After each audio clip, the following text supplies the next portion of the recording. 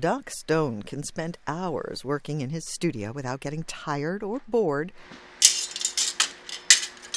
To him, leatherworking is more of a hobby than a job.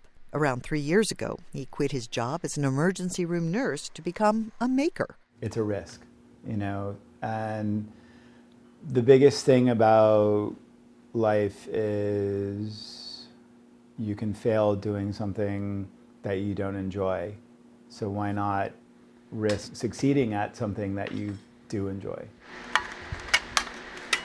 Becoming a full-time maker gave Stone the chance to express his passion for what's called steampunk. It is a retro Victorian reality that if you had seen the rise of steam-powered and brass and that kind of aesthetic instead of the more industrial, gas-powered engine thing. You're tighter on this side than that side, so you can make some slack on that side. Steampunk performer Inger Talbot dresses as Xena, the fictional character that first appeared in the 1990s on the TV show Xena Warrior Princess. The chest, shoulder, and back piece are the licensed armor from the show. Go ahead and pull it all the way out. Perfect. Artist Stone helps her customize the rest of her costume. That is actually a sheath for my sword so that I can be walking around and have it on my back as opposed to carrying it around and, possibly impaling people. Steampunk or contemporary, the process of leather making is basically the same.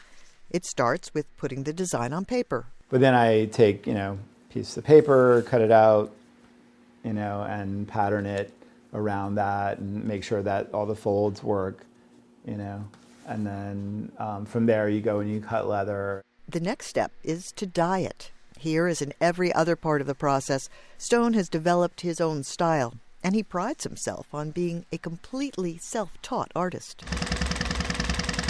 Then he sews the pieces together and turns the design into a tangible product.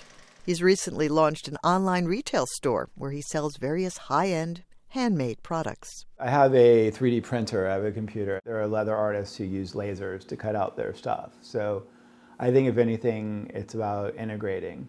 Computers are tools, and just as the same as my sewing machine. But it would still be me throwing the finishing touches on. Leather artisan Doc Stone says that's what gives his products a distinctive spirit and personality, and gives him the pleasure he couldn't find at any job other than maker.